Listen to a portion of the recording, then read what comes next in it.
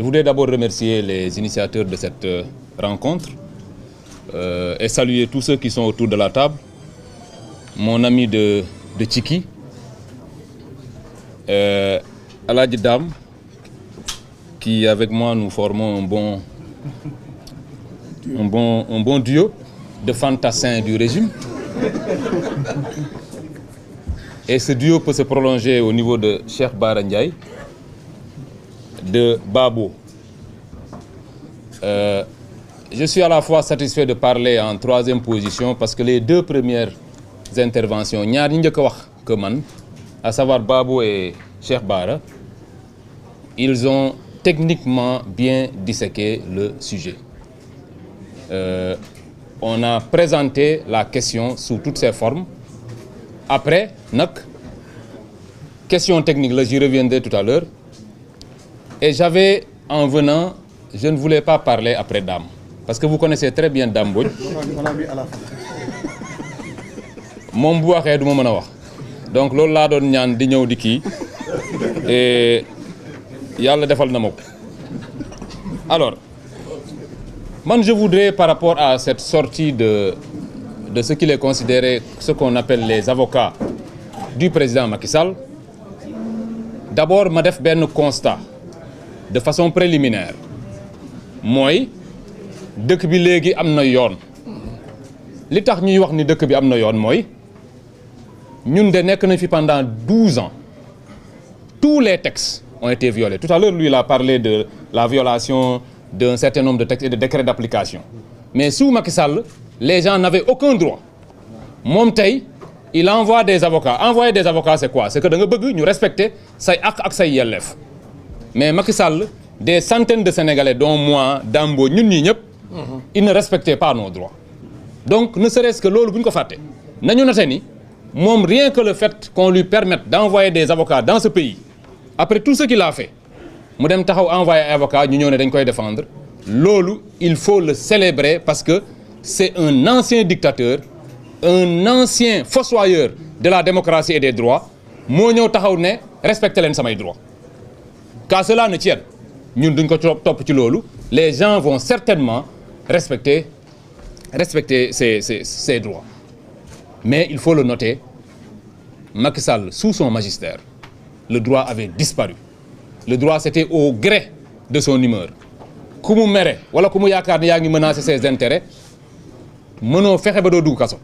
boo tëddee sa néeg tëju fa sax dañ la fekk jàpp la créer la un motif.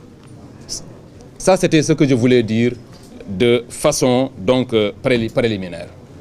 Alors dinaa prononcer wu sur ñaari affaire mooy sa stratégie de défense nga xam ni moom moo ñuy mener vers ce que j'appelle la réponse proactive, la réponse politique proactive. Parce que bu ñu desee uniquement sur la question ñu apprécier ko techniquement, on ne va pas traiter la question politiquement. Or, c'est une question éminemment politique, mais avec un soubassement technique.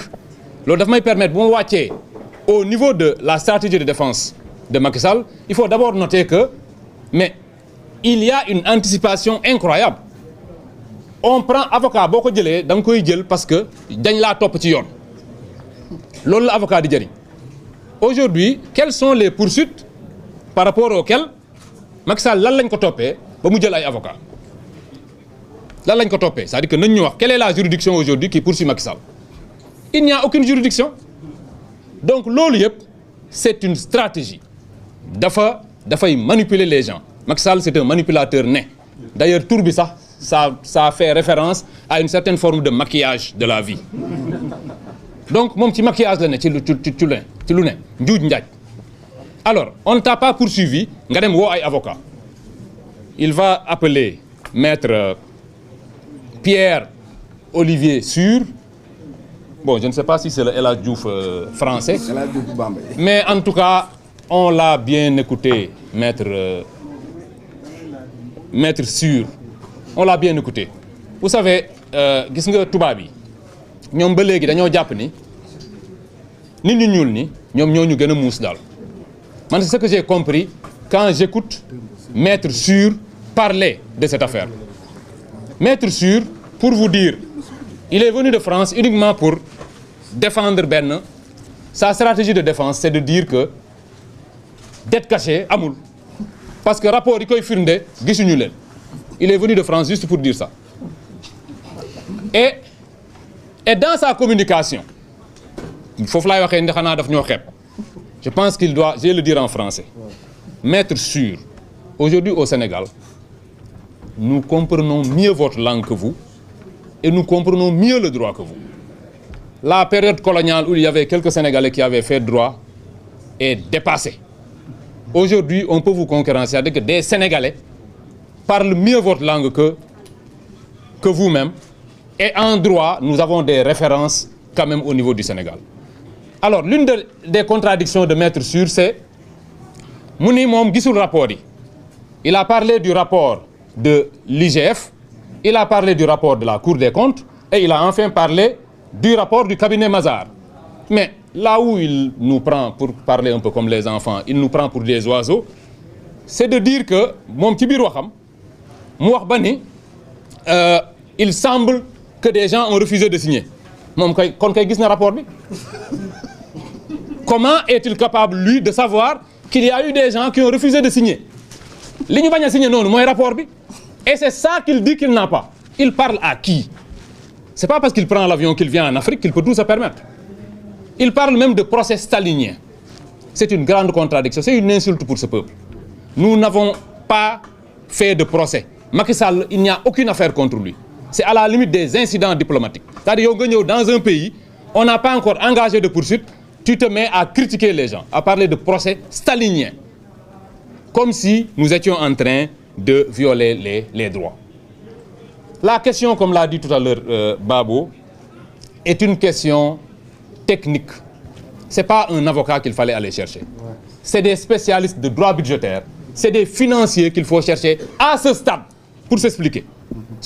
Avocat, on n'est pas dans un combat. L'avocat, c'est pour te défendre dans le cadre d'une instance. Et je ne pense pas que Olivier Sûr ait des références sérieuses en matière de finances publiques. Pour le moment, on n'en est pas encore là. Donc, aller chercher un avocat pour ça, je ne pense pas qu'on en ait besoin. Et je l'ai dit aujourd'hui, la dette cachée, Macky Sall ak ñoñam, à savoir ñoom Aïssata Tall Sall qui le défendent, mënuñoo wax dans ce pays ba nit ñi jàpp ni dette cachée amul. Dama bëgg retourner affaire bi neneen. Une dette mooy lan mooy loolu lépp. Le gouvernement du Sénégal, attaché à la transparence, dès qu'ils sont arrivés, le président et le Premier ministre ont dit « Nous allons gouverner dans la transparence et la vérité ». On va dire la vérité aux Sénégalais. Vous pensez que nous allons aller inventer, parce que la dette cachée, c'est une déclaration pour nous. C'est de dire qu'il y a 4 850 milliards qui sont quelque part, qui sont une dette. Mais quand on le déclare, ça veut dire qu'on va le payer. Est-ce que nous disons, bon, vraiment, bon, légui, mandal, damay xex Macky, au point que n'a créé dette cachée de 4 000 milliards, ma war ko fay uniquement pour avoir Macky Sall. Macky Sall, nous l'aurons même sans viser. Jarul ñuy def benn affaire. C'est mooy nit ñi nga xam dañuy taxaw sa kanam, tu tires sans viser et tu l'atteins. Soxlawul ñuy dem créer ji 4 milliards de dettes boo xam ne dañ koy fay. Et je vous dis que c'est tellement grave que non seulement, en fait, une dette correspond toujours à, c'est une forme de financement. Qui ne peut dette bi, ça veut dire que donc fi mu ko dugal leerul. C'est extrêmement grave. Et j'ai entendu tout à l'heure quelqu'un dire ñoom Macky Sall li ñu def ci dëkk bi grave na grave boo xam ne léegi ñun ñoo ngi fay chaque mois, disons au titre de l'amortissement et du service de la dette, 16 milliards. Mais 16 milliards yooyu ñu war a fay. ñi ko def ngeen yaakaar ni waruñu leen woon a topp bu yàgg. Man wax naa ko depuis l'année dernière Dame, j'ai dit que gis nga nit boo jàkkaarloog moom damay jël toujours cette métaphore qui fait appel à la lutte. Bu ngeen jàkkaarloo lu mu la ragal bu xaaree 1 minute ñëwoo au bout de 5 minutes boo ñëwul mu commencé la ñeme c'est sûr Macky Sall moom bu ñu songoo dañ koy daan mais nañ ko teel a daan balaa moo guddi ay arbitre dit arrêté match bi ñu naan match nul ak yooyu. Donc ce que je voulais dire c'est que ñoom li nga xam ne jël nañ ko ci dëkk bi li nga xam ne def nañ ko on a dit tout à l'heure ils devaient raser les murs non ils ne rasent pas les murs on les rase parce que ñun ñii quand je dis raser on te rase kaso moom balaa nga faa dugg yow mosoo dugg de ah. si d'accord bon balaa nga faa dugg dañ lay wat mais il faut les raser dëkk bi ku def loolu dañ la war a wat nga dem tu vas en répondre loolu noonu la dëkk di doxee. Macky Sall li mu def nii te lii nii lu ndaw la par rapport ak li nga xam ne moom lañ ko war a mën a reprocher yëpp mooy li may wax la réponse politique proactive dañu leen a seetaan ba ñoom je vous ai dit il y a quelques semaines commencé nañ jàpp confiance tout à fait au départ nous n'entendions pas parler le président de la République l'ancien président de la République et ses acolytes ses suppôts de l'APR mais tey jii wax nañoo wax ba commencé sax wax ni ñoom dañ ñuy porter plainte ça veut dire quoi ça veut dire que la stratégie pour ñoom c'est il faut juste faire diversion gars yi ñu ngi ñëw ci man mais pour gëmloo ni man defuma dara man naa leen njëkk a song naa leen attaquer et c'est en cela que je considère que il faudrait que la reddition des comptes soit complète te ki gën a nekk cible ki nga xam ne moo fi gën a def loo xam ne war nañ koo mën a topp c'est Macky Sall.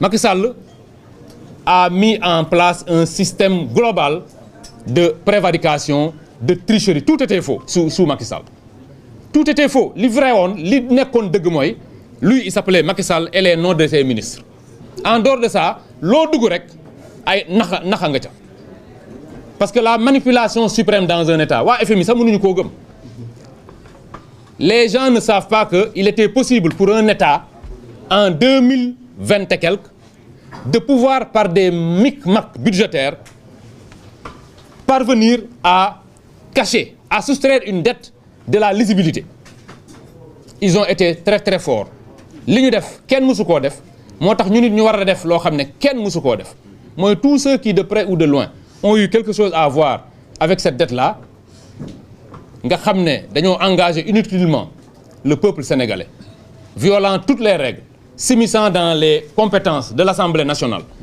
ñooñu dañ leen a war a wër et on doit les sanctionner aujourd'hui Macky Sall il anticipe sur ces questions-là xam na ni les vraies questions pour moi li ñu war a toppee Macky Sall ce n'est même pas ça les vraies questions c'est l'ensemble des personnes qui entre 2021 et 2024 ont subi soit un emprisonnement sans cause soit une torture sans cause soit un assassinat parce que ñi ñu fa rey bari nañ et tout cela ça retournera sur Macky Sall te bu delloo ci Macky Sall et c'est par là que je vais clôturer bu delloo ci Macky Sall ça retournera sur son parti le parti APR ne peut pas survivre à ce qui va arriver dans quelque temps mënta nekk parce que dans l'histoire du Sénégal jamais aucun parti ne s'est permis cela ils se sont permis des choses ils ont été à la place de l'État organisant une justice parallèle mooy lan fii état rek moo am droit wu rey nit sous certaines conditions ñoom jël nañ ay nervis yu rey nit fii état rek moo am droit jàpp la indi la il y a parmi les pastefiens am na ñoo xam ne